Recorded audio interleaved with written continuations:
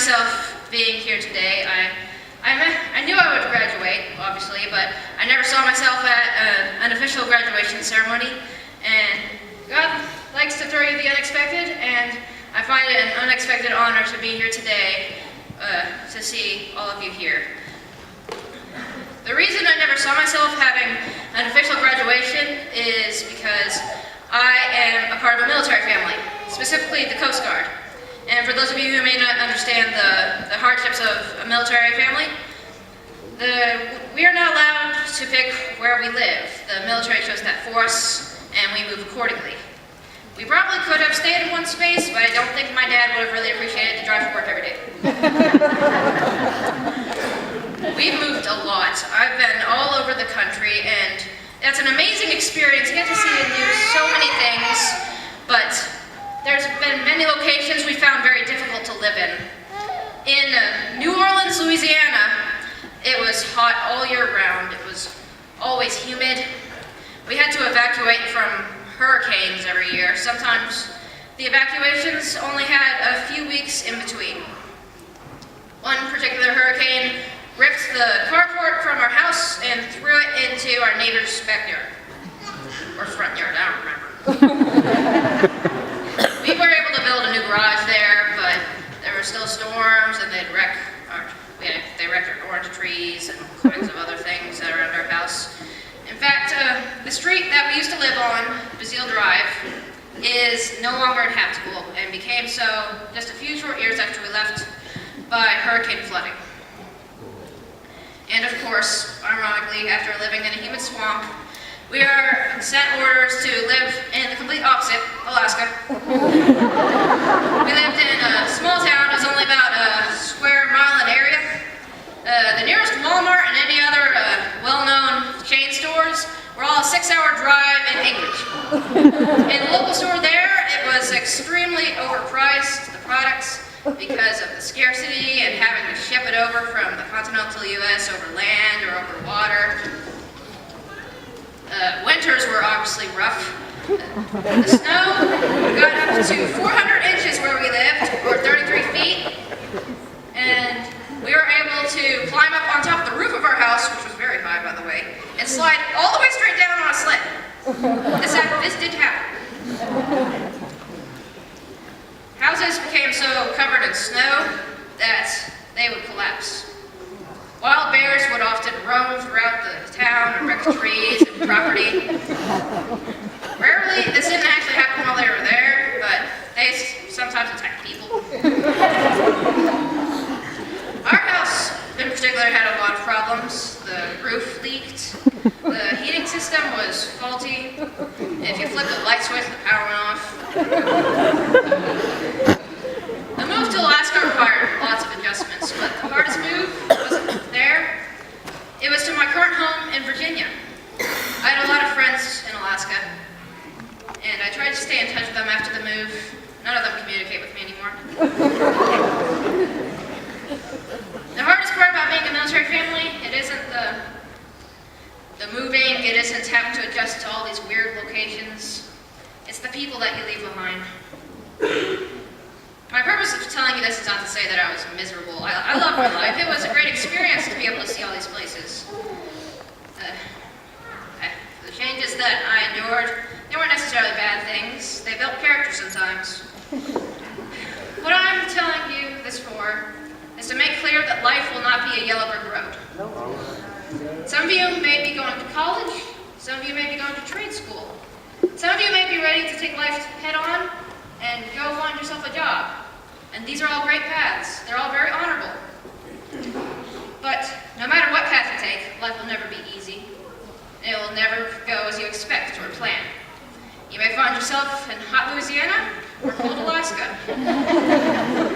You may find yourself having more struggles in your life than you could ever imagine at this point. And I'm not telling you this to discourage you, but to prepare you. For those moments that you feel defeated, that everything is gone, that you will never be able to get up again, I want you to pray. Pray short or long or silent or loud. However you pray, pray that God will give you opportunity, not to get where you want to be, where He needs you to be, here and now. For the past year, I was determined to follow a path in the field of engineering. I felt that it was right for me, and it matched my abilities. And to this day, I have no doubt that I could have been an engineer.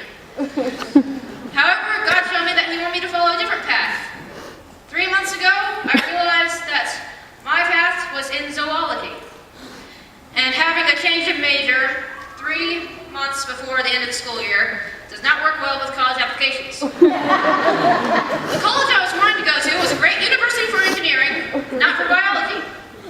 And all the colleges around my area that were good for biology no longer accept college applications for this year. But I'm not going to let that stop me. For this year I have that I am not going to college. I'm going to take every opportunity that God gives me to expand my experience in working with animals. I am going to apply to veterinarian offices, to zoos, to pet stores, to museums, anything I can find.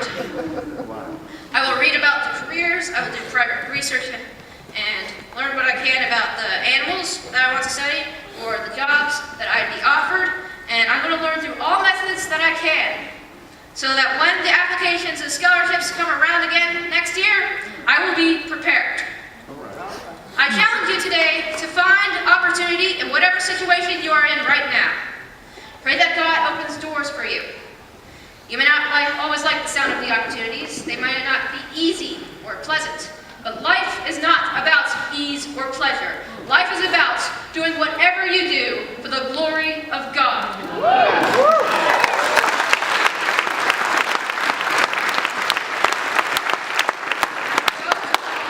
For the glory of God. Go to trade school for the glory of God. Go find yourself a job and work hard and diligently for the glory of God. My final note this evening is my challenge to all of you, to the graduates and to the family who are here. No matter what age you are or what point in your life you may find yourself in, I challenge you to thank those who supported you. Thank God first and foremost. But you also need to thank those who are here with you on earth for the help and support that they've given you throughout your life to get you to where you are now. Maybe they were your parents, maybe teachers, maybe your best friends, whoever these people are. I want you to let them know just how grateful you are for the help that they've given you. I do so now by thanking my mother, who has doubled as my school teacher. And I thank her for patiently and impatiently putting up with me all these years.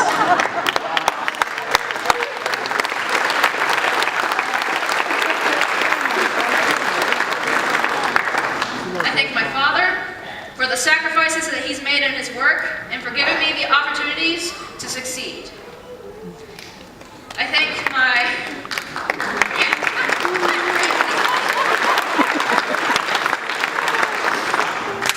grandparents and my cousins and all the family members who have come out to support me today for this ceremony. And I thank my boyfriend Sam, who could not be here. He is finishing his school right now. But I thank him for always believing in me in the 2 years that we've been together. But most importantly, I want to thank my sister Emily, who's been with me through everything. She's been with me through all the moves, through all the struggles, through everything. She's stuck with me from the first day that we were together. She always has been and always will be my closest friend. Find your opportunities and thank those who helped you along the way. May God be with you in all your endeavors. Thank you.